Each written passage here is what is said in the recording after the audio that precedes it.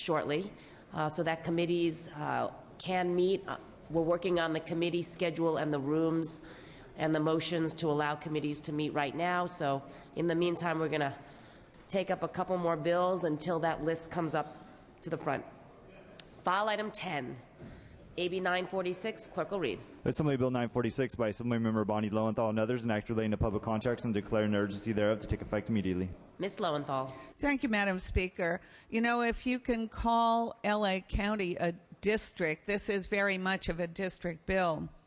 We've been calling this bill the Ricks Fix because it wipes out a technicality in existing law that could have cost the County of Los Angeles $250 million of federal money.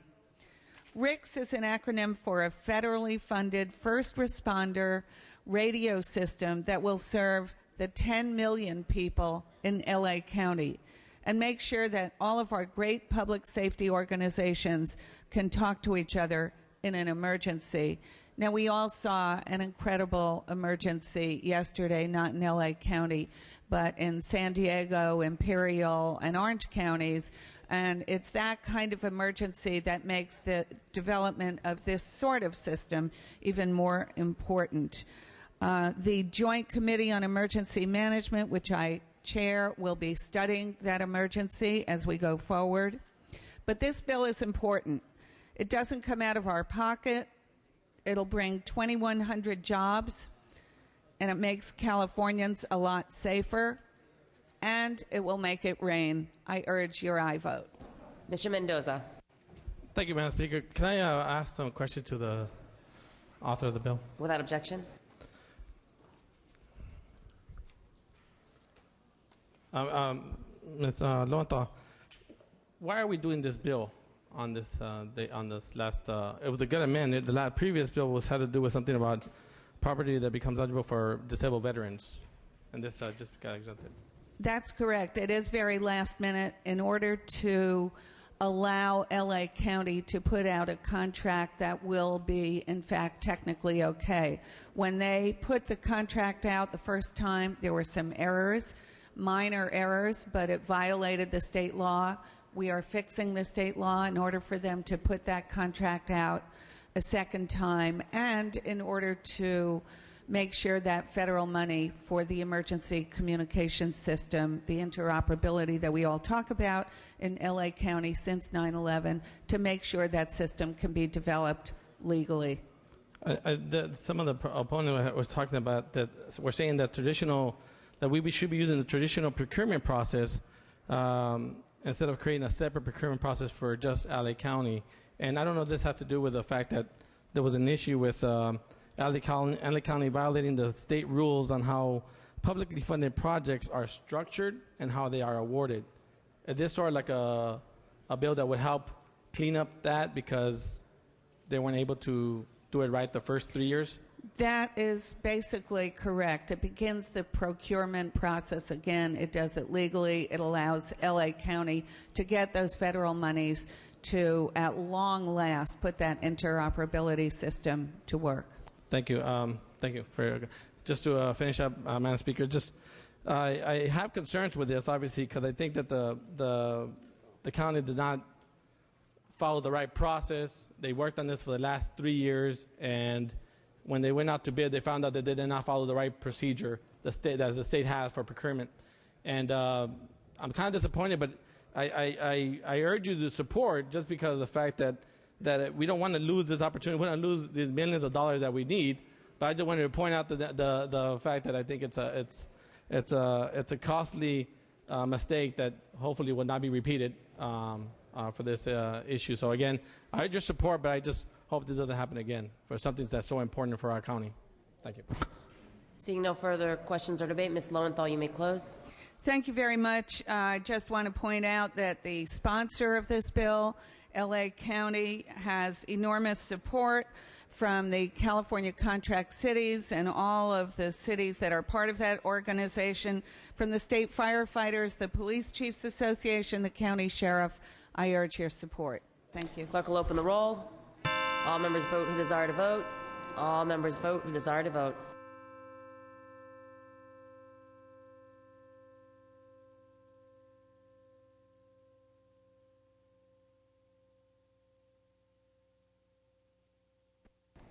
Clerk will close the roll, tally the votes. Ayes 72 on the urgency, no zero. Ayes 72, no zero. On the measure, Senate amendments are concurred in. File item 11, AB 1352. Clerk will read. Assembly Bill 1352 by Assemblymember Logue, an act relating to taxation. Mr. Logue. Thank you, Madam Speaker. I rise in support of my bill 1352. It's a district bill and is sponsored by the Nevada County Board of Supervisors. This bill would address an unintended conflict between the recently passed state budget and a local ordinance passed by county voters. AB 1352 is cost neutral and upholds the intended of both the state budget and local initiative. This bill has received unanimous support. I respectfully ask for your aye vote. Seeing no further questions or debate, clerk will open the roll. All members vote who desire to vote. All members vote who desire to vote.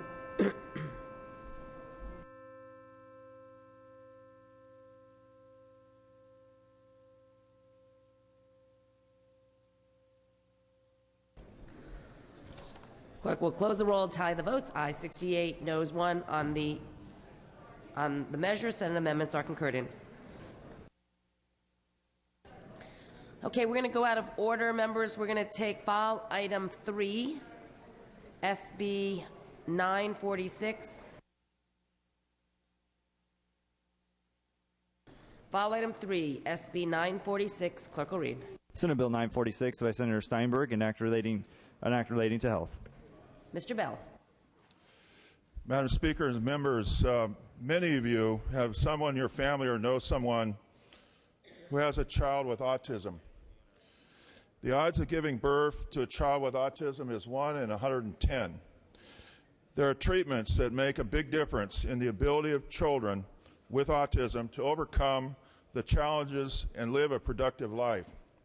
Experts have established that behavioral health treatment addressed by SB 946 is the single most effective form of healthcare therapy for autism. Many health insurers used to cover these vital treatments, but with the blessing of the previous administration, discontinued coverage. That was wrong. It was immoral. And this bill makes it right. But you probably heard complaints that this bill will cost insurers too much and the premiums will go up. Well, they stopped providing our children these services and they didn't reduce the rates at that point. Claiming they have to go up now is simply ridiculous. Here's the bottom line. We have a special responsibility to help children, period. It's our moral litmus test as human beings. This bill is our opportunity to pass that test, and I urge and I vote. Mr. Mansour. Thank you, Madam Speaker. It's my understanding that nearly 40% of the children in California are covered by the Medi-Cal or Healthy Families program. However, these millions of children are not eligible for these services because SB 946 exempts those programs from the bill. This means that children from low-income families must turn to the regional centers who, due to state budget constraints, are limiting these services severely. With that, Madam Speaker, I have a question for the author or the floor jockey. With permission. I have a question for the author. Thank you. Can the author address how autistic children from low-income families will benefit from this bill, and if he agrees that they will not, what is the author committing to do to rectify this inequity? Thank you. Yes, I can respond to that. You know, I feel like I'm playing whack-the-mole. You know, I had one bill that went to the Health Committee, and it said Medi-Cal, Healthy Families was covered, and all these people voted against the bill. Okay? I had that bill in the committee, and they voted against it. It's AB 171. They voted against the bill. And now they're saying, well, you know, we want those people to be covered. Well, I'm playing whack-the-mole, you know, whack-the-mole. And I'm kind of tired of playing whack-the-mole. And I think this bill will get us to a point where we have an autism task force. They'll be discussing the issue.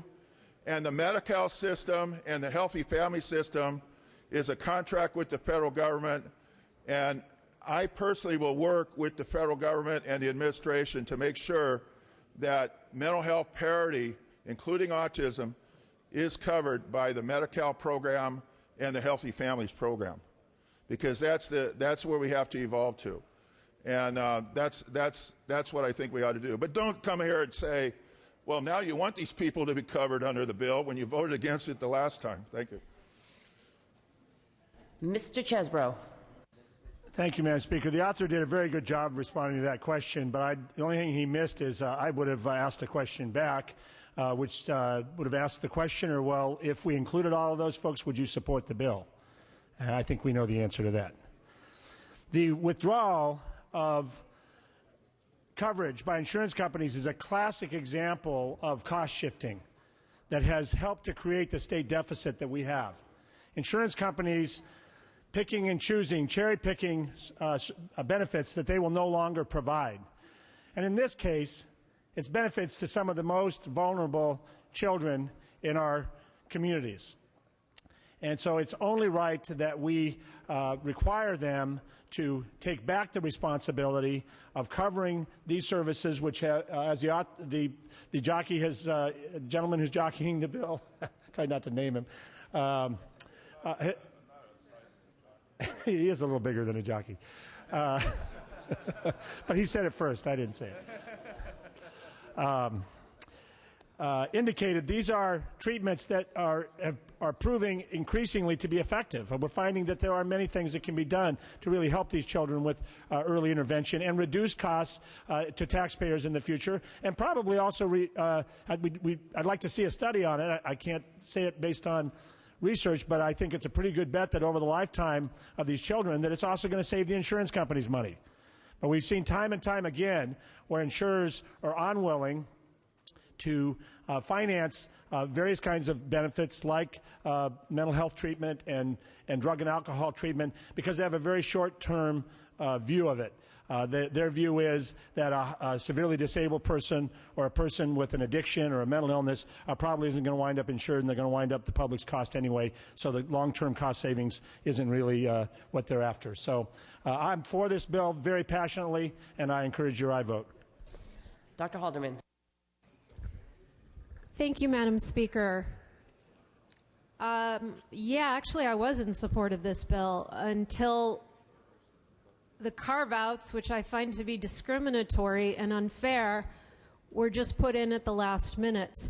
The carve-outs aren't just Medi-Cal. It isn't just that we have poor kids held to a different standard of care in this state. It isn't limited to healthy families. Kids and families at 300 to 350% of the federal poverty level. Now, the carve-out includes CalPERS. That's our coverage. So what we've said is it's okay to discriminate against kids with autism as long as you have private insurance. I don't get that argument. I don't get it at all. The worst part of this bill was another tasty treat added in at the last minute. We know in California that we do not allow disease-specific discrimination. You cannot treat breast cancer coverage different than you treat colon cancer. It's not legal. And yet we've decided that in the state of California, the mental health condition of autism merits a review, a treatment review every 6 months.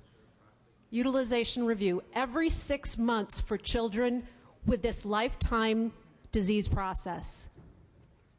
We don't require that of children with schizophrenia or bipolar disorder or major depression.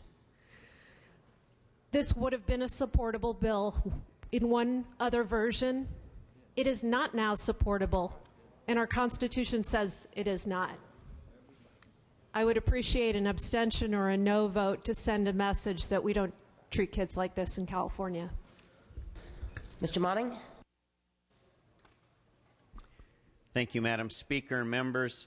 I rise in support of this bill. I also want to acknowledge and thank the floor jockey here, author of an earlier version of this, my colleague, Assemblymember Bell, for his leadership on this issue. We had a hearing on this in Health Committee.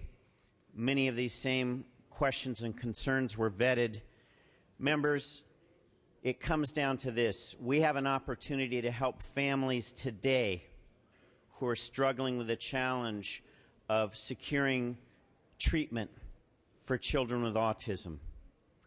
For these families, postponing a year, postponing 2 years, waiting to see where federal health reform might lead, it's a disservice to those families. And these formative years of many children, the therapy that they receive today may indeed make a difference not only in their own ability to cope, but indeed their families' abilities to cope.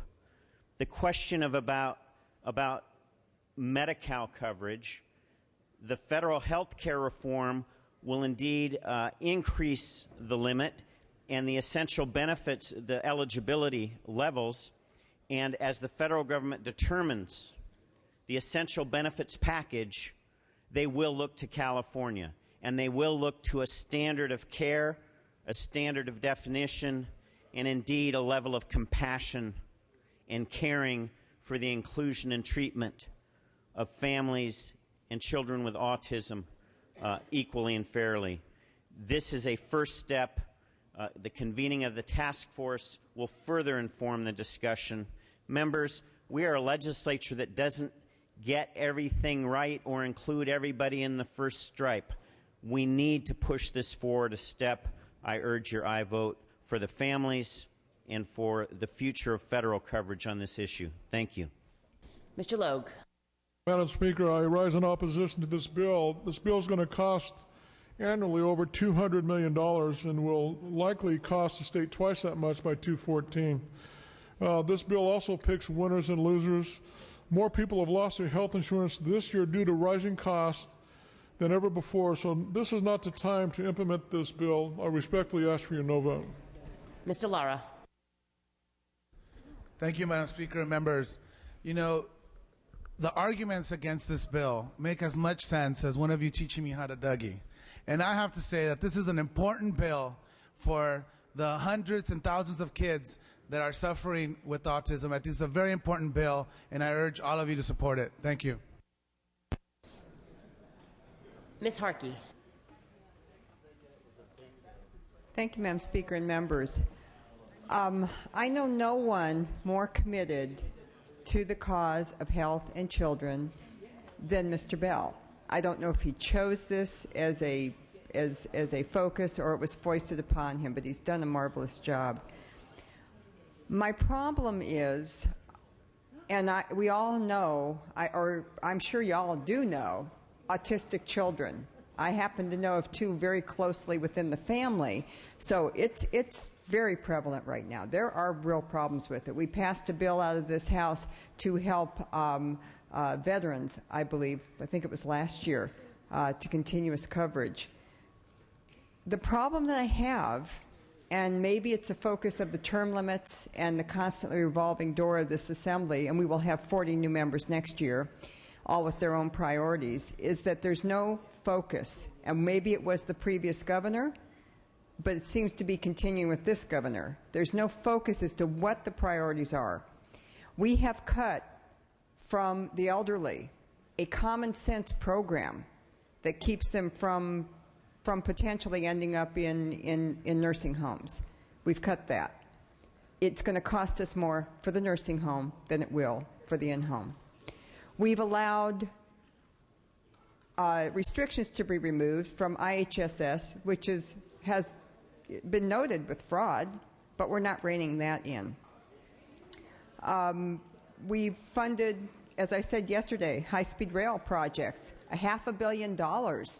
Now, maybe it's bond money, but it's still money we're going to have to pay. And we're spending a lot of time spinning a lot of wheels and paying salaries that are exorbitant in that area for consultants. We have choices in this House, but we need a leader that's making them. We did not have that with Arnold Schwarzenegger. I'll be the first one to tell you. It was scatter. It was let's make a deal, I think. I don't know how else to explain it, but there were no real priorities. And the problem that I have now is that 40 new people are going to come in next year, and probably 40, maybe more, half the House, and they're going to have new priorities. And this governor does not seem to be setting a path except for higher taxes and more unionization and more spending. We have not seen a reduction in debt, nor an effort to do so. So I could support, I support Mr. Bell in his effort, and I support autistic children and their families. This is a crucial subject. But we cannot keep the scatter approach of previous governor going now anymore. We're broke. We're broke from too much spending, too much debt. And more spending and more debt is not going to get us out of this.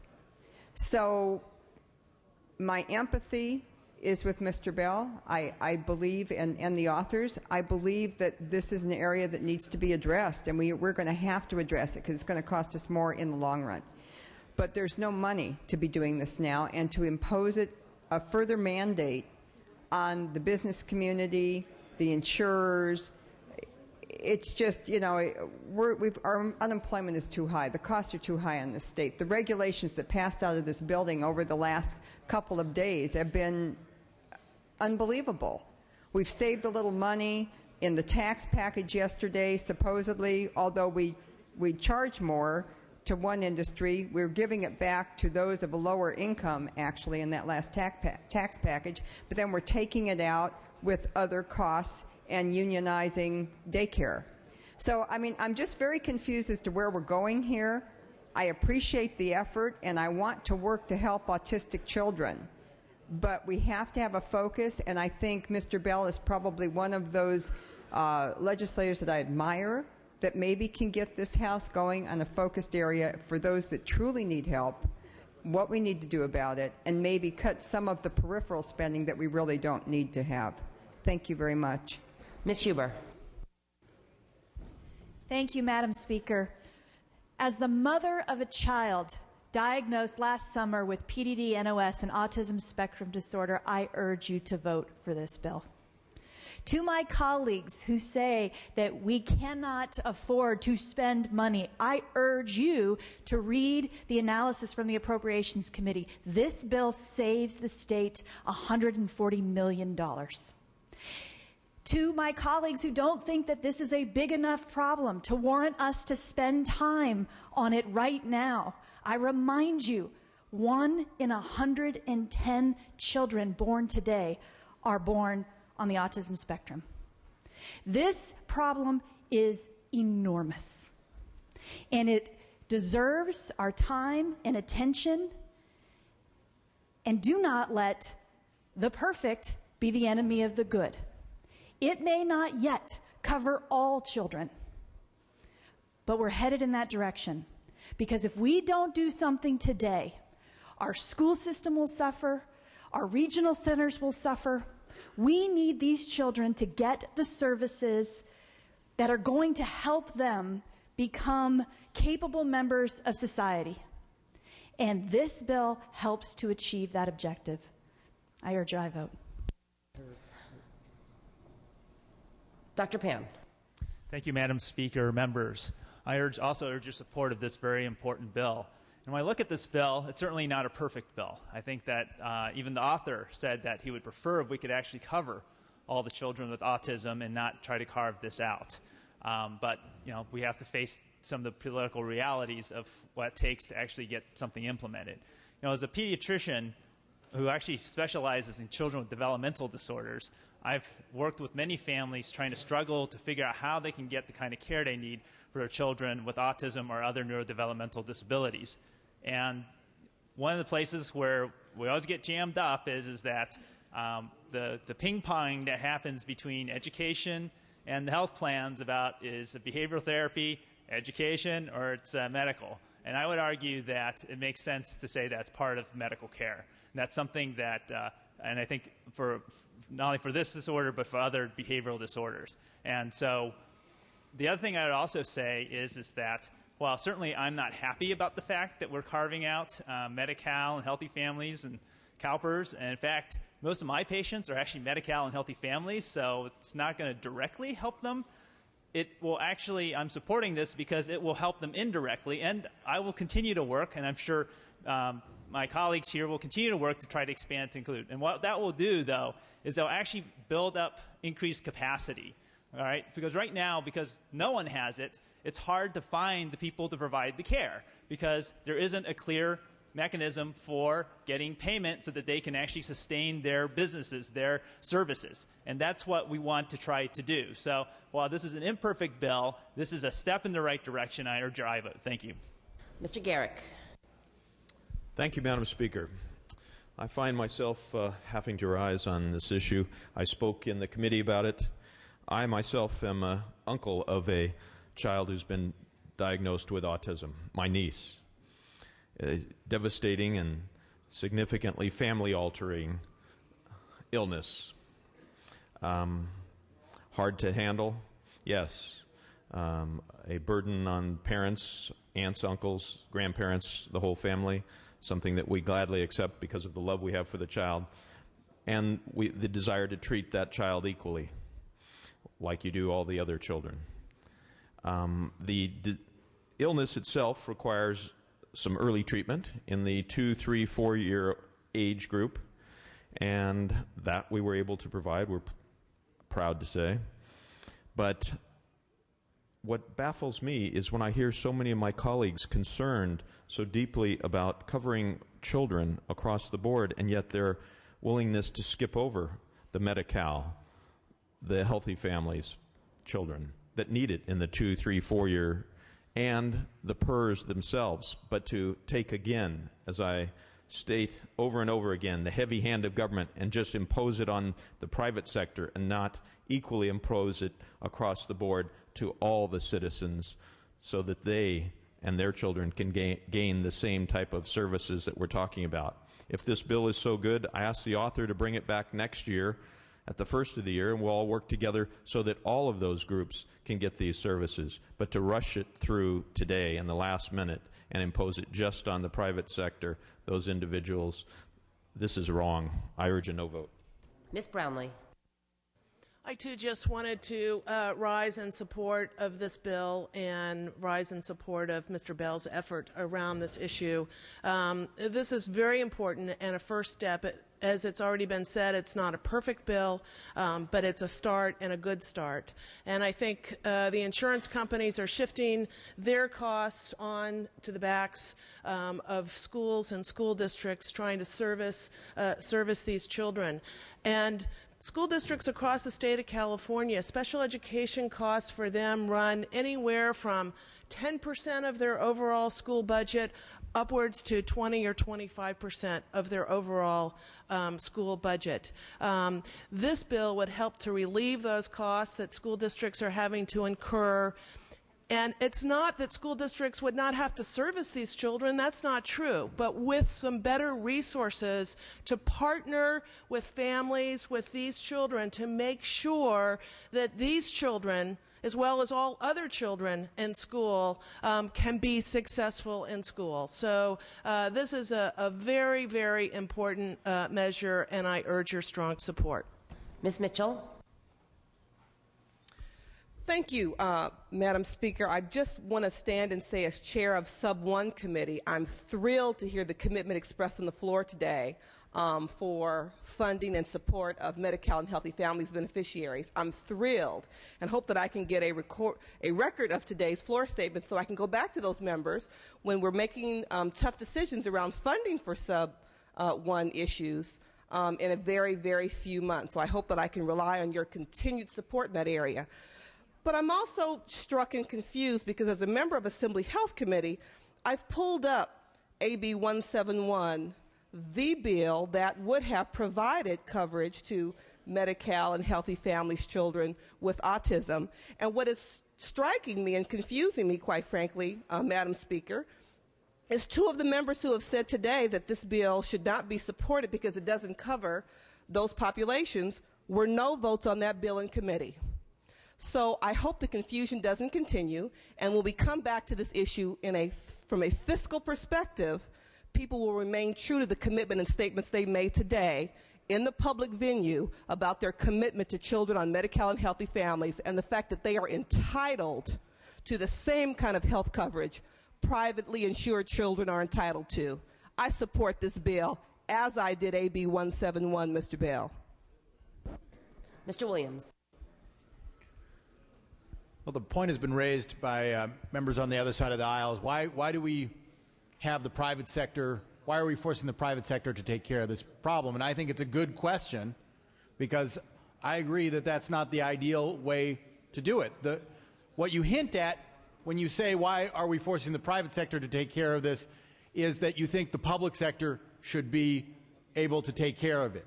Well, the public sector is not able to take care of it because you will not vote for revenue to enable the public sector to take care of it. I ask for your aye vote. Mr. Amiano?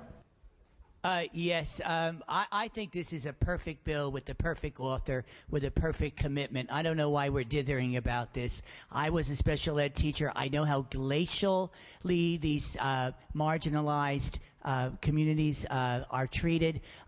It's a damn shame, and I really applaud Mr. Bell because he had the stick-to-itiveness that many of us don't have. Thank you for the focus, Mr. Bell. I urge an aye vote. Mr. Nastandi. Thank you. Really quick, Madam Speaker, just to clarify the point, it's not just the public sector versus the private sector and paying for it. It's CalPERS paying for it as well. As the member just pointed out, the school districts may bear a heavy brunt of taking care of these kids. But if that school is in an area that has a lot of CalPERS, people that have that insurance, then they won't be helped out. That school will still have to bear that cost. So the point is really not do we want money for the public sector, it's why is not CalPERS covered the same as a private insurance? That's the point. You got to differentiate between Healthy Families, Medi-Cal, and then CalPERS. That's the point we're trying to make. If it's a good policy, it should be uniform across the board for everybody to participate. Ask for a no vote. Seeing no further questions or debate, Mr. Bell, you may close. Thank you, Madam Speaker. Personally, my commitment is for equality in mental health treatment, and that's why for 4 years I've introduced legislation that has been vetoed 4 times. I guess I had the record of the most vetoes on a single bill by the previous governor. I'm very proud of that. AB, that's the Mental Health Parity Act. If we had a dream to make mental illness equal to other illnesses, and had all the medical systems, whether it's CalPERS or mental health treatment through Medi-Cal, or the AB 3632 program, which helps emotionally disturbed children, and all the other programs, if we had a complete system that systematically covered mental illness, it's my belief that that would be the system that we all would stand for. And my honorable colleagues that have spoken, I think we're starting to get closer to agreement on that dream. And if we can all commit to that, I will commit to work with other members that have different viewpoints than me to make that happen. And we need to have an epiphany here in terms of looking at that as something that we have a reality for. There are bills that are pending right now that will be 2-year bills that we can continue to work on. AB 171 is one, and there's several others. We will work with you on those bills. But right now, this is a transition bill. This covers about 19 million people in California, and it covers people that have family members that have autism. And what it says is that autism is a medical problem. We need to have direct action to immediately address the causes and treatment of autism, whereas the previous governor actually said it was an educational problem, not a medical problem. No friend of children of special needs, the previous governor, by doing that. I think that we need to look at this as our transition. We're going to have a task force. It's going to report back December 2012 with a series of recommendations regarding all the issues regarding professionalism, certification, treatment design, all those issues. One more thing I wanted to address is that, and I mentioned it personally to my honorable colleague from North Sacramento County, or North Sacramento Valley. This does not cost the general fund or the state money. What it does is it does increase premiums, but it actually saves the state money. It saves the education system and the Department of Developmental Services, which has had, by the way, over $1 billion of cuts in the last 3 years. So, and there's a trigger to cut another $100 million if our economic situation doesn't improve. So my feeling is that this bill is a transition. We need to pass this. If you can't vote for it, stand off the bill. But agree that you should continue to work together in a bipartisan fashion for the principle of equality and fair treatment for people with mental health diseases. I urge and I vote. Clerk will open the roll. All members vote who desire to vote. All members vote who desire to vote.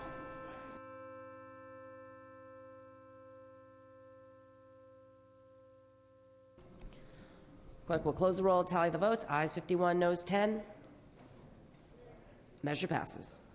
Okay, I am revising my previous 77.2 referral of SB 791 Steinberg to change the committee of referral from rules to health. Immediately meeting upon recess, the following committees will be meeting: Elections and Redistricting Committee in room 447, and Judiciary Committee will be meeting in room 4202. Immediately upon recess.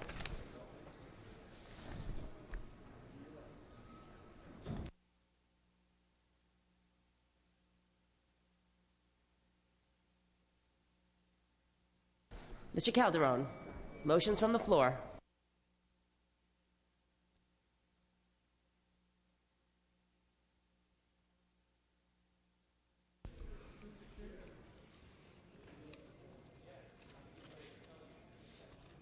Mr. Calderon.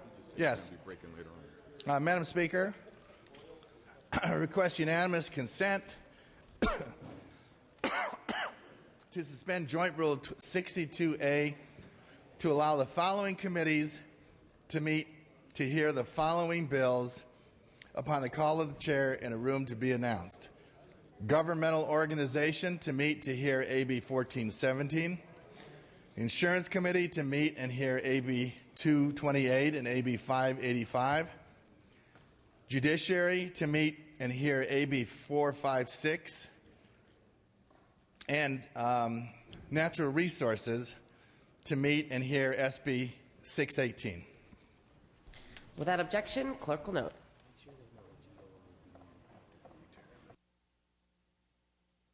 Mr. Calderon? Also, during the break, immediately upon recess, Elections and Redistricting will meet in room 447 to hear AB 65 and SB 202, and Judiciary will meet in room 4202 to hear AB 456, and GEO will meet later on this afternoon. Okay, so before we take a recess, we're going to call item 30. It's on call. We're going to lift the call on one item. Mr. Calderon. UNC, Utilities and Commerce, will meet this afternoon. Without objection. Okay, file item 30, SB 923. It's on call. Clerk will post. All members vote who desire to vote. All members vote who desire to vote.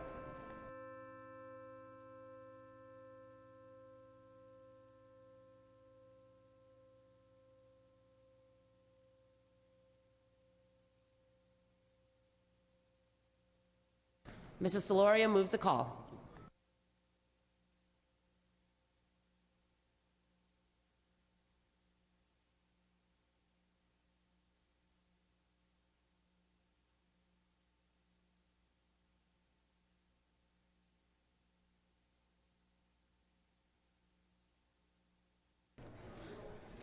Okay, we're going to lift the call on one more bill.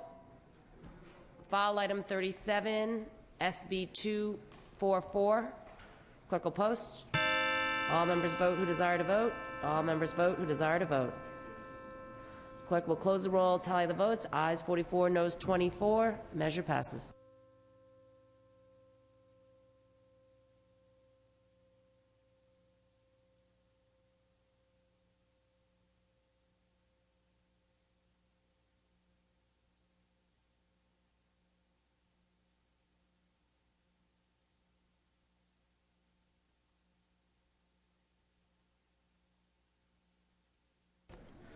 Okay, members, we're going to take a recess until 2 p.m.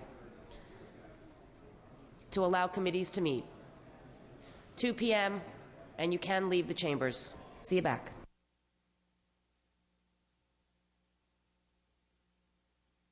Yes, you can leave the chamber and you can leave the building.